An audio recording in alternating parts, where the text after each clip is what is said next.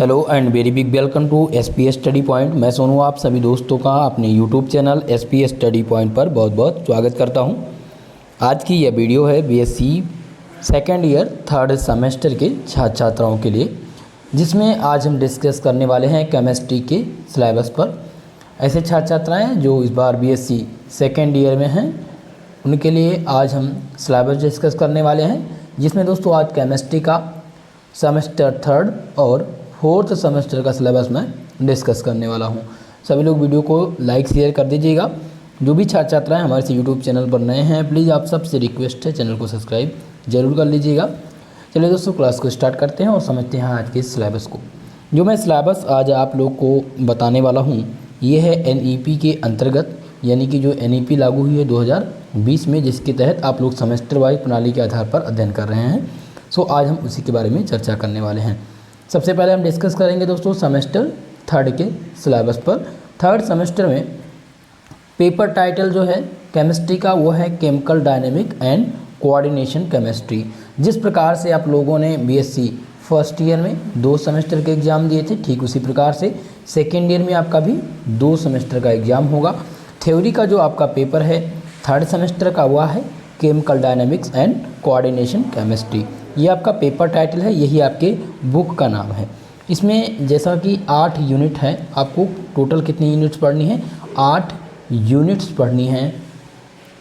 प्रत्येक सेमेस्टर में 8 यूनिट आपको केमिस्ट्री में पढ़ना है।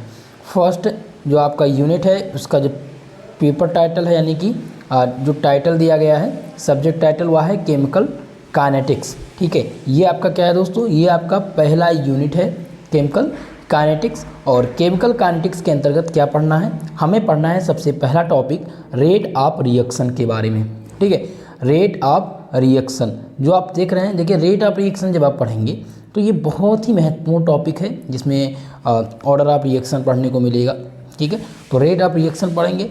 नेक्स्ट टॉपिक आपका है mathematical characteristic of chemical reaction, यानी कि आपको मैथमेटिकल कैरेक्टरिस्टिक पढ़ना है किसका? केमिकल रिएक्शन के बारे में। नेक्स्ट टॉपिक इसी में आपको पढ़ना है determination of order of reaction. ठीक है, इसमें ऑर्डर ऑफ रिएक्शन का डिटर्मिनेशन आप पढ़ेंगे। अगला जो आपका टॉपिक है वो है आर्हीनियस का इक्वेशन, जो कि सबसे महत्वपूर्ण होता है।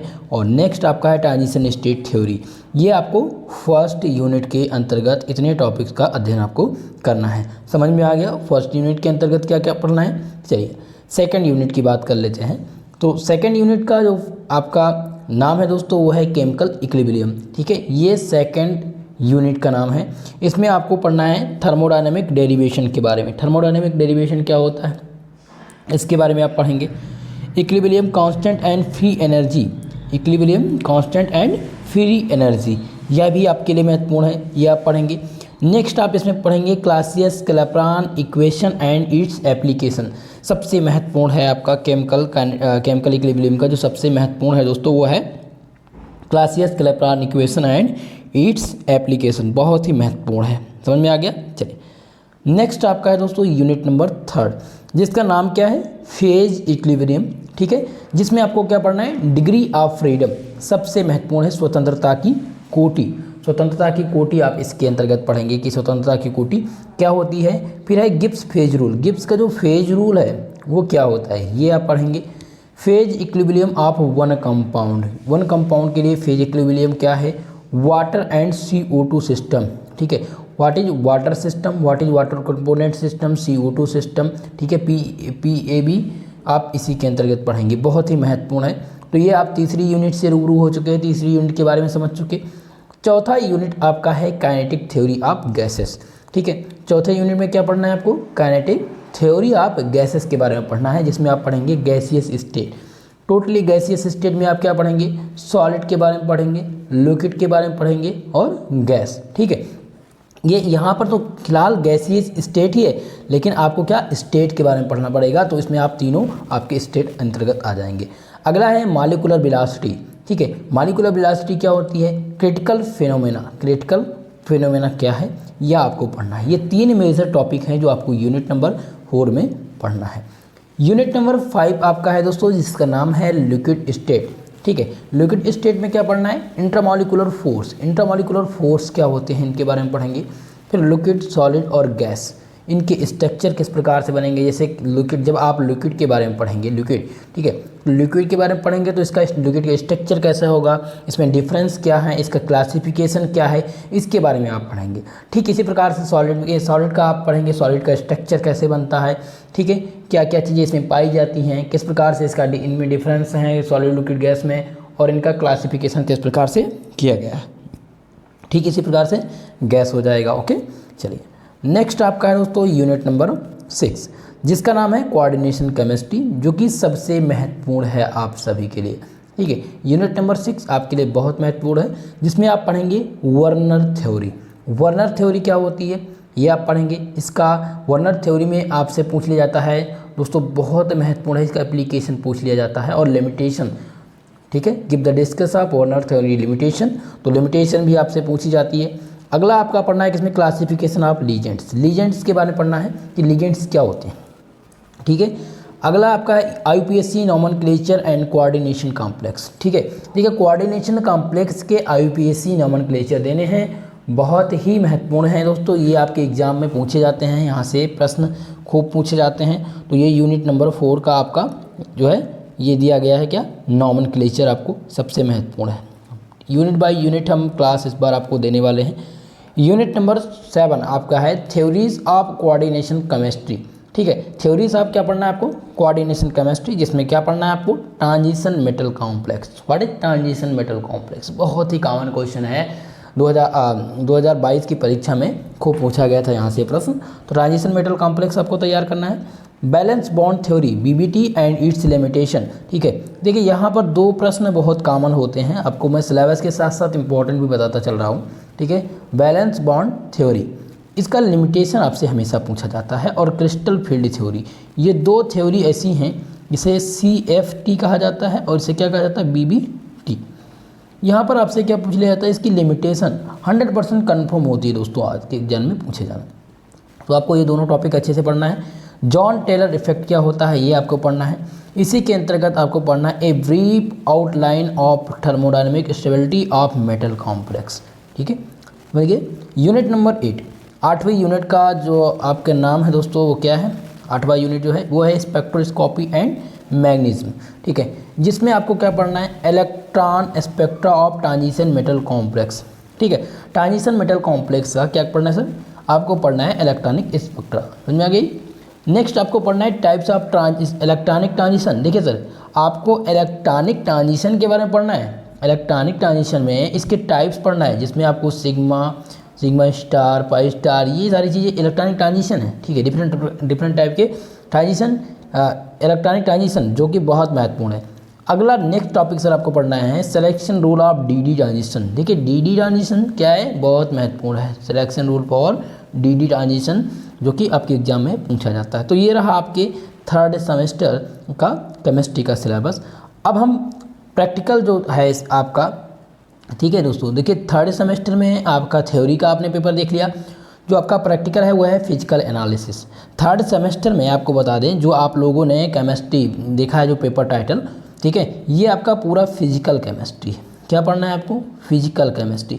इसके पहले जब आप 2nd ईयर में थे, यानी कि 2nd सेमेस्टर में थे, तो आप लोगों ने क्या पढ़ा था वहाँ पर भी आपको इनऑर्गेनिक केमिस्ट्री आपने पढ़ा था। 1st ईयर में तीनों सम्मिलित थे, लेकिन अब आपका आ गया सेमेस्टर 4।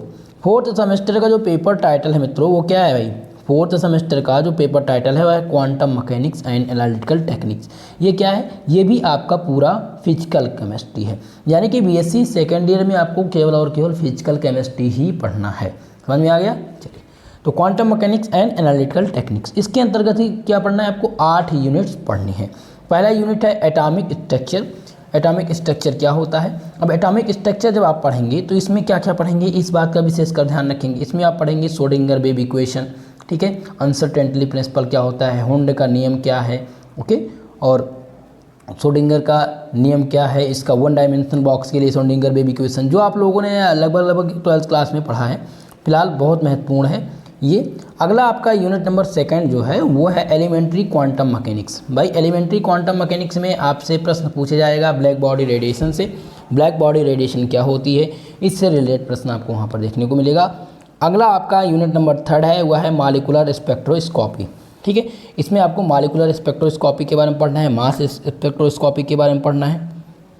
यूनिट नंबर 4, चौथी यूनिट जो आपकी है वो है यूवी विजिबल स्पेक्ट्रोस्कोपी। ठीक है, जिसमें आपको यूवी विजिबल स्पेक्ट्रोस्कोपी के बारे में पढ़ना है। यूनिट नंबर 5 है इंफ्रारेड स्पेक्ट्रोस्कोपी, इंफ्रारेड स्पेक्ट्रोस्कोपी। और यूनिट नंबर आपका 6 है जिसमें HNMR स्पेक्ट्रोस्कोपी एंड PMR। ठीक है, जो बहुत ही महत्वपूर्ण है। PMR स्पेक्ट्रोस्कोपी क्या होती है, HNMR स्पेक्ट्रोस्कोपी क्या होती है, ये महत्वपूर्ण है। यूनिट नंबर 7 है दोस्तों, जिसमें आपको पढ़ना है इंट्रोडक्शन टू मास स्पेक्ट्रोस्कोपी के बारे में। और 8वां यूनिट है सेपरेशन टेक्निक, जिसमें आपको सेपरेशन टेक्निक के बारे में पढ़ना है, जिसमें क्रोमेटोग्राफी के टॉपिक को आप पढ़ेंगे।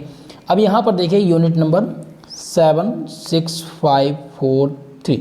ठीक है, यानी कि 1, 2, 3, 4, 5, ये 5 जो यूनिट हैं ये पूरी की पूरी किस पर बेस है, स्पेक्ट्रोस्कोपी पर।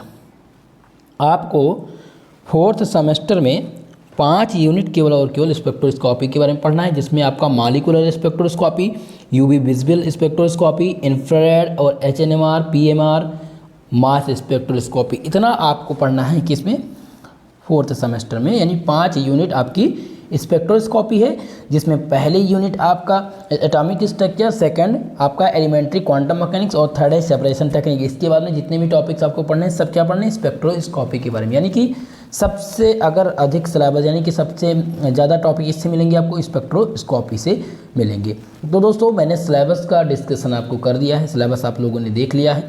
मैंने 3rd सेमेस्टर और 4th सेमेस्टर का सिलेबस बता दिया है। इस क्लास का PDF आप हमारे टेलीग्राम चैनल से ले सकते हैं, या आप ऐप डाउनलोड कर लीजिए, प्ले स्टोर पर जाइए और वहाँ पर सर्च करिए SP स्टडी पॉइंट। जैसे ही आप सर्च करेंगे प्ले स्टोर पर मिल जाएगा, या मैं डिस्क्रिप्शन बॉक्स में लिंक दे दूँगा, वहाँ से आप प्राप्त कर सकते हैं।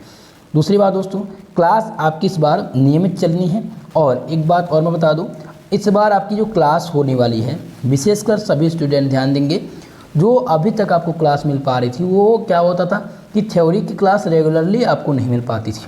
इसका कारण क्या है कि मुझे सभी सब्जेक्ट, ऑल सब्जेक्ट हमें ही को देखना पड़ता था। अब क्या है, आपको बहुत अच्छी सुविधा मैं आप सबके लिए लेकर के आ रहा हूँ, और इस बात का विशेष कर ध्यान रखेंगे। अब आप लोगों को दोस्तों प्रत्येक सब्जेक्ट के टीचर मिलेंगे। ठीक है, प्रत्येक सब्जेक्ट यानी कि केमिस्ट्री के टीचर अलग रहेंगे, फिजिक्स आपको कोई टीचर पढ़ाएगा, अलग टीचर पढ़ाएगा, यानी कि प्रत्येक सब्जेक्ट के टीचर यहाँ पर मेंशन किए जाएंगे, जिसकी क्लास रेगुलरली संचालित हो सके। इस बात का विशेष कर ध्यान रखेंगे। ठीक है, अब आपको पहले की तरह दिक्कत नहीं होगी, आपका पूरा का पूरा सिलेबस समय से कवर करा दिया जाएगा। और बाकी आपके एग्ज़ाम के लिए, आपके नोट्स के लिए, आपके इम्पॉर्टेंट क्वेश्चन के लिए, मॉडल पेपर के लिए वो मैं खुद देखता ही हूँ। ठीक है, लेकिन एक बात और विशेष ध्यान रखेंगे, केमिस्ट्री मैं आपको ही पढ़ाऊँगा। केमिस्ट्री कौन पढ़ाएगा, मैं, यानी कि सोनू सर। बाकी जूलॉजी, बॉटनी, फिजिक्स और मैथ के लिए जल्द ही टीचर अवेलेबल होंगे, और उनके इंट्रोडक्शन के लिए जल्द ही क्लास रखूँगा। यानी कल से आप ये मानकर चलिए कि 1 अगस्त से मैंने आप लोगों से वादा किया था कि 1 अगस्त से क्लास में संचालित करूंगा, और मेरा पूरा प्रयास है कि 1 अगस्त से क्लास आप लोग की संचालित हो सके। दोस्तों ज़्यादा से ज़्यादा लोगों को ये वीडियो शेयर कर दीजिएगा, ताकि सभी लोग क्लास में जुड़ सकें। क्लास का शेड्यूल बाकायदा सारी चीज़ें लाइव क्लास में आकर के मैं कंफर्म कर दूँगा। अब आपको कोई दिक्कत नहीं होगी, ये मेरा वादा है। ठीक है दोस्तों, तो आप सब लोग से निवेदन है, वीडियो को ज़्यादा से ज़्यादा लोगों को शेयर करिए, और चैनल पर नए हैं तो चैनल को सब्सक्राइब जरूर कर लीजिएगा। ओके, आज के लिए बस इतना ही, मिलेंगे नेक्स्ट वीडियो में, तब तक के लिए जय हिंद, जय भारत।